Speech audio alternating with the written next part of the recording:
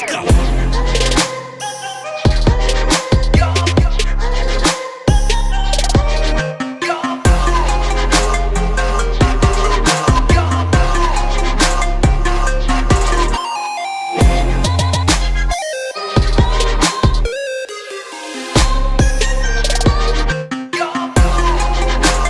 Hey everyone, I am MSK, aka Master Swag King, coming at you guys today with another video. And if you guys are returning viewers or new viewers, then please consider subscribing to the channel if you have not already. Leave a like on this video if you enjoyed it and comment down below.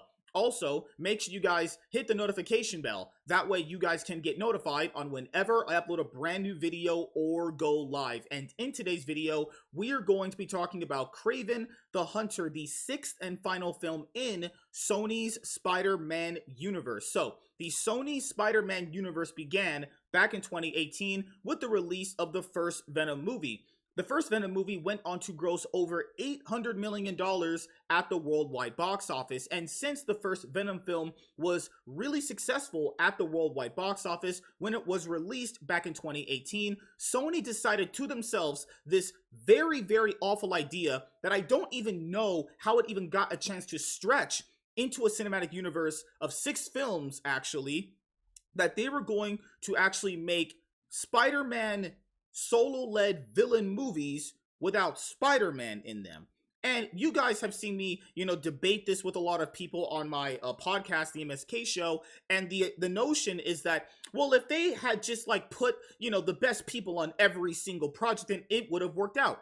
But here is my argument to that, which is obviously Sony wasn't going to do that because Sony obviously was only using this as a cash grab, because back when they put out the first Venom movie and it did that well, like I mentioned before, they thought they could just drop anything related to Spider-Man and people would just go to the theaters to watch it because it was just a comic book related movie. And yes, in an ideal world, if you put the best people on many movies and many TV shows, then yeah, they'll probably turn out pretty good. But that's not the case though, because obviously if you operate under a mindset like that, you would have to believe that there's not as many talented people spread out between all of these different movie studios, right?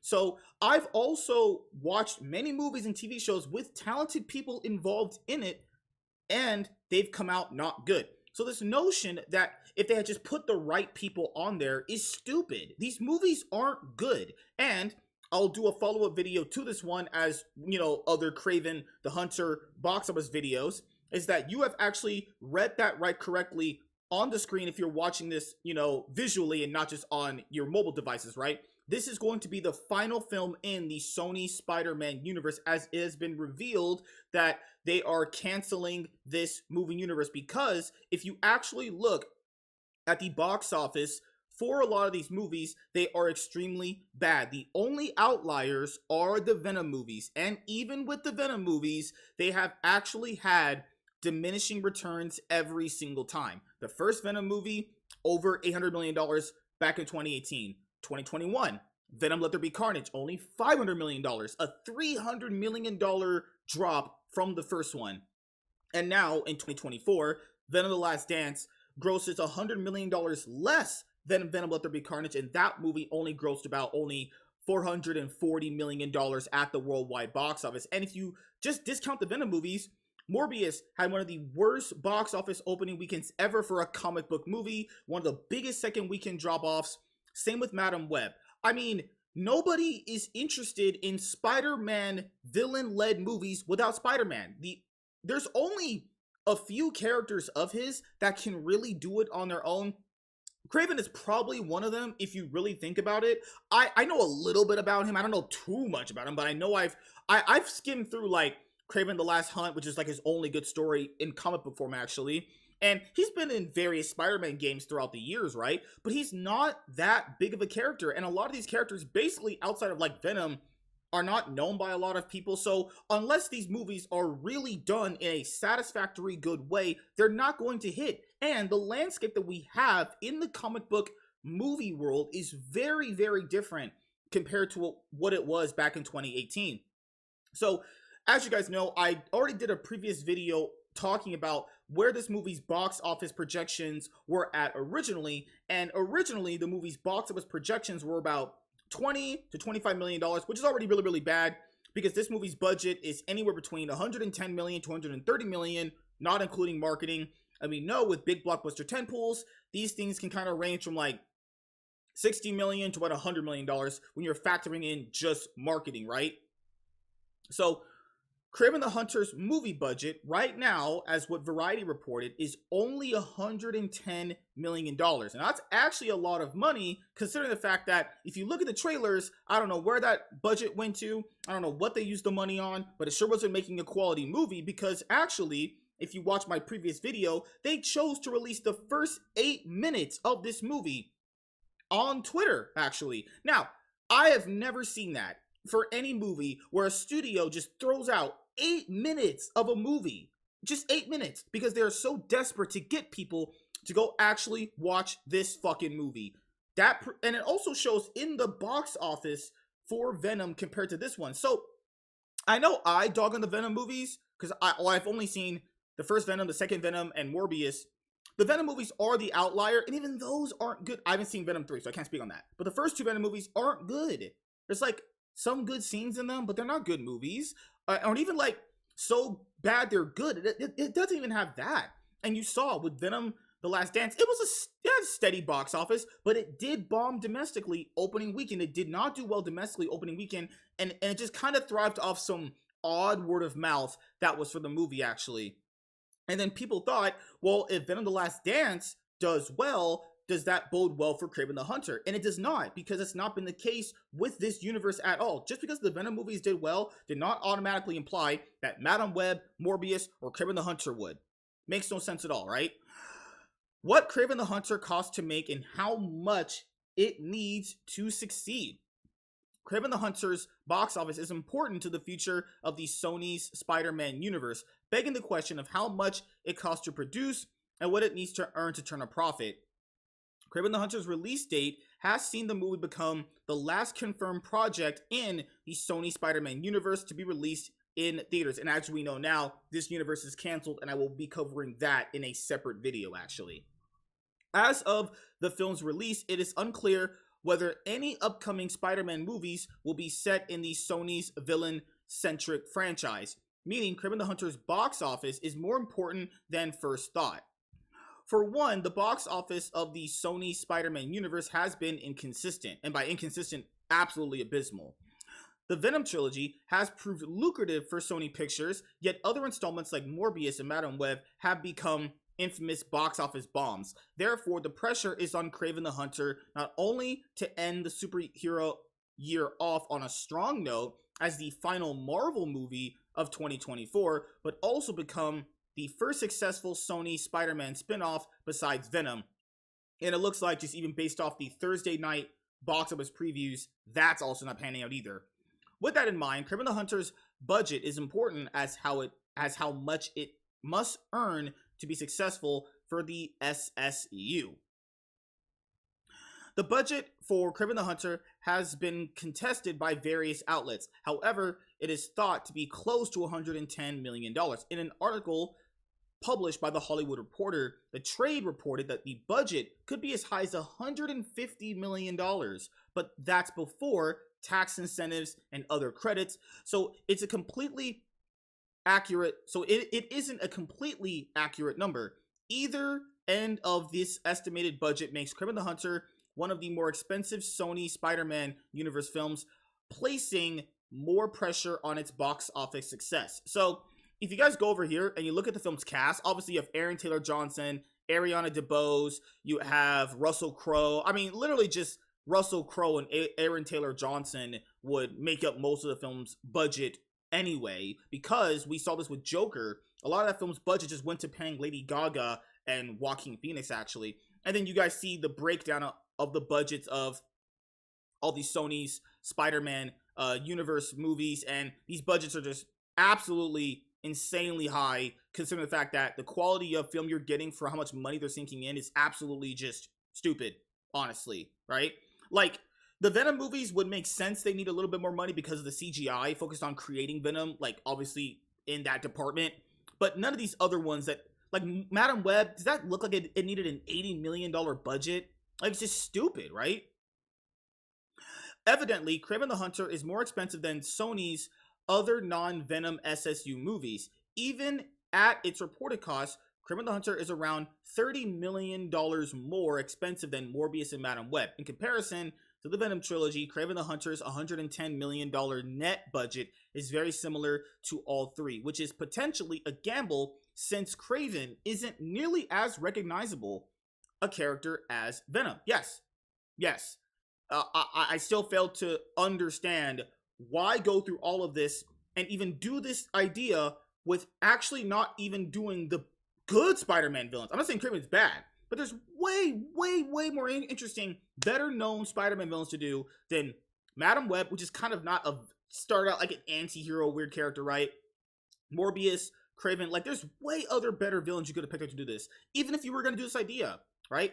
Their idea was just a cash grab because they literally thought you were so stupid you were just going to go fucking support it because it was comic book related. And evidently, that's changed over the years. It is worth noting that Hollywood budgets always have other costs that are not accounted for. For example, in Kraven the Hunter's case, the reported $110 million budget will apply solely to the cost of the film's production. As in the case with every big budget Hollywood film, though, Sony Pictures will have spent a great deal more on the film's distribution, marketing, and other elements outside of production. When factoring in these costs, there is a general rule of thumb for predicting how much a Hollywood movie will need to earn at the box office to be deemed a success. This unofficial rule states that Hollywood movies often need to earn at least double their production cost to begin earning a profit, right? Where Kraven the Hunter is concerned, the film will need to earn at least $220 million to earn back its production, distribution, and marketing costs, as well as any further credits Sony Pictures paid out. As such, any worldwide box office earnings beyond $300 million will guarantee some semblance of profit for Kraven the Hunter as the movie hopes to break the duck of Morbius and Madam Web. Also, you guys remember the director of the movie was going on these spiels, about how he's gonna be different this time around with this movie, and it's like, come on, dude. If you've watched any of these movies, like I know some of you guys have, you know what these movies are about. Like, this notion that this one would have been different is ridiculous because the other ones haven't proven that at all. With all of these numbers and figures explored, the looming question now is how much Kraven the Hunter could make. As it turns out, the signs are not looking particularly good for the upcoming Sony film based on Kraven the Hunter's box office predictions. Based only on domestic projections, Kraven the Hunter is set to earn an opening weekend total of only $20 to $25 million, which we know now is even lower when I go over that portion of the video.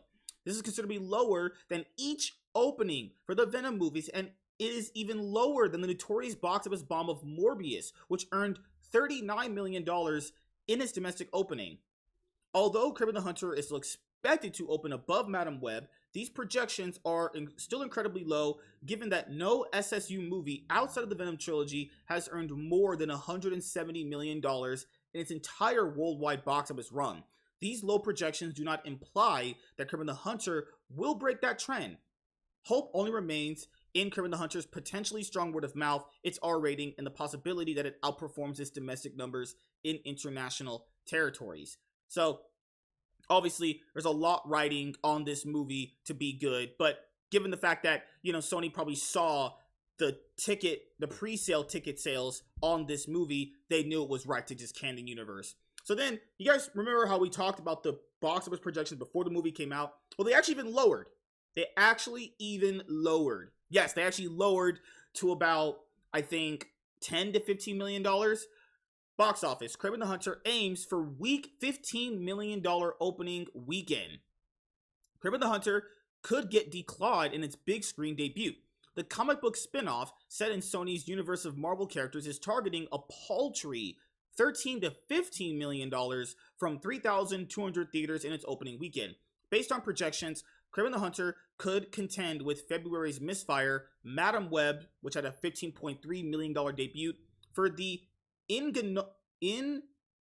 ignominious distinction of the lowest start among Sony's produced Marvel adventures. Aaron Taylor Johnson stars as the eponymous anti-hero in the rated our film, which faced a litany of pandemic and strike-related release delays, on its long and winding journey to theaters. Kraven cost an upward of $110 million to produce. It was greenlit for $90 million, but ballooned after last year's writers and actors strike, which ended up being considerably more than the $80 million price tag for Madam Web, but far less than rival studios like Disney or Warner Brothers typically pump into superhero tentpoles. Kraven, the first in Sony's Spider-Man universe with an R rating, was co-financed by TSG. Directed by J.C. Chander, Kraven the Hunter explores the origins of Karvinoff. Fucking hell. The comic book character's alter ego, blah, blah, blah, blah. You guys know this is just a pile of crap. This is just, bro, holy shit. The projections actually got worse. It actually literally got worse. That's not good. So then you can see an actual breakdown for the Rotten Tomatoes scores of these movies. Now, I want to make sure I preference this when I'm mentioning this, which is like, obviously, Rotten Tomatoes is just a review aggregate website, which just culminates the reviews of the people. Let's just say that, right?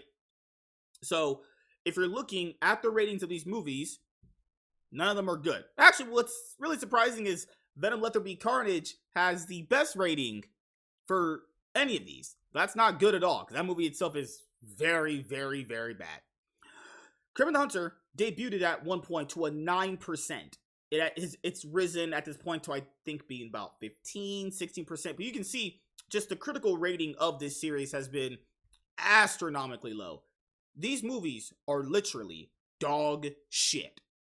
So the movie had a 50% of Rotten Tomatoes. I just want to browse just some of the critical reviews, actually, of the film. And then we'll be moving on to where the film currently is at now for its Thursday box office previews.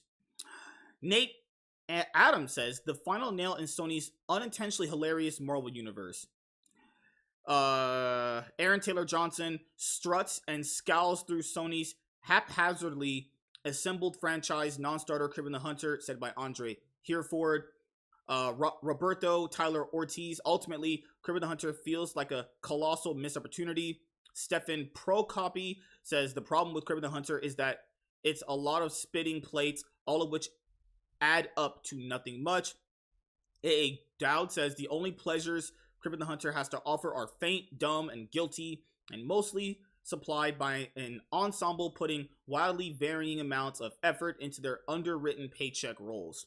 Simon Abrams says everything feels simultaneously lifeless and desperate to please, from the computer-generated safari animals to the elaborate wire work and four-letter swears.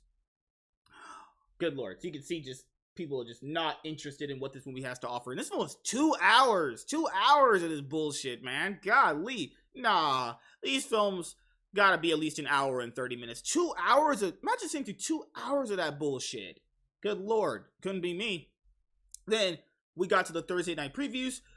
Kraven the Hunter earned $2 million from its previews at the domestic box office on a budget of $110 million. In comparison, Madam Web made $2.2 million from its domestic Thursday night previews. This movie just opened up to lower domestic box office preview numbers than Madam Web. That is actually abysmal. For the only way this movie can actually have a successful box office weekend, the actual haul would need to be somewhere near like what Venom the Last Dance had. I'm pretty sure the opening weekend, if you count like international and domestic, Venom the Last Dance ended up at like what, $120 million. That's what this movie needs to have a start with. Is basically, if you combine domestic and international, it's a huge number, right? So then, we have it right here. Box office, Kraven the Hunter makes $2 million in previews. Forget the web slinging.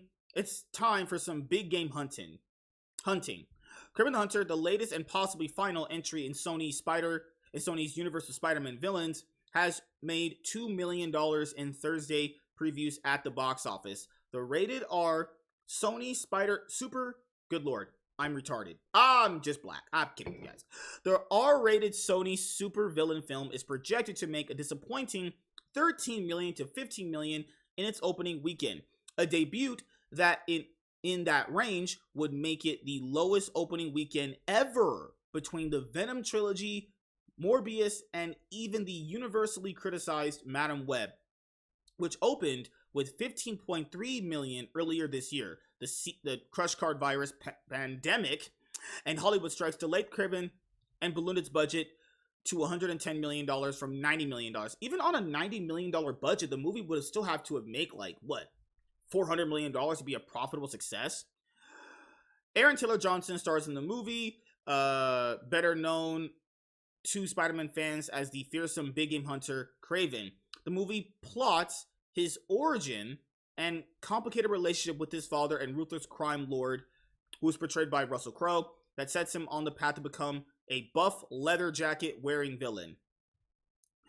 And as you guys can see right here, it only starting out with $2 million in previews is already not looking good. So this is just kind of the final thing I'll say for this video to kind of cap off what I'm gonna also bring up potentially in the next video when we're talking about this universe being canceled. Is this is something that I hope studios do, that they look at this and go, don't do this. Just because one movie does well does not automatically imply everything you do will also be just as good or profitable or deemed a success, right? Sony only did these movies because they were trying to extend their rights to keep the Spider-Man character. And now after they've probably made enough movies to give them a long time to do that, now they got out of making these movies in a shared universe, right?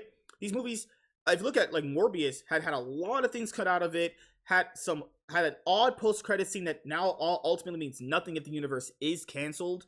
Like, what was all this for? Just a complete, useless, worthless waste of time. And at least, I mean, maybe if you like these, that's fine. It's all subjective at the end of the day. But let's be honest here. Sony only did this to keep the Spider-Man rights and to give you random comic book movies, hoping that people would just go and see them because it's comic book related. And they didn't even choose good Spider-Man villains to do it with. I'm not saying these ones aren't good. Like, Venom is obviously one of my favorite Spider-Man villains, obviously. But they could have did way more with this, and it's just trash, honestly. So, yeah. I mean, this movie, I don't know if it's going to do well at the box office. It looks like it's not. It looks like it's just going to be a complete bomb when it's over. Like, all of them are bombs, actually, you know? The last thing I'll look up before... So, let's just look at the non-Venom titles, right? We'll do Morbius first, right? Just Morbius and Madam Web to see, right? All right, Morbius, right here. Morbius made $167 million at the worldwide box office. And let's not factor in and keep in mind that this was released twice and bombed twice. Because Sony thought the internet that was literally making fun of it, the internet collectively came together, made fun of this movie, and they're like, you know what? People must really like Morbius. We're going to re-release it. And it bombed again. $167 million. Complete, utter bomb. To be fair, this is the only movie that has gotten close to $170 million haul at the box office, but also had that cheetah being re-released, right? So you have Madam Web. Madam Web, I think, did $100 million at the worldwide box office. Yeah, if I remember correctly. Came out this year. Yeah. So, in our year of 2024, we ended up getting 3 Sony Spider-Man universe movies. 2023, we got multiple DC movies, and all of them just ended up being just major box office bombs. It's not looking good for a lot of the comic book movies right now. Hopefully something changes, because this is just absolutely dementedly crazy and insane to look at. Like, back some years ago, if you put something like this out, it might have did somewhat decently well. But now, since the landscape has changed so much, people just really aren't going to go support half-ass, you know, money cash grabs like this is. You know, it's just a worthless waste of time, you know?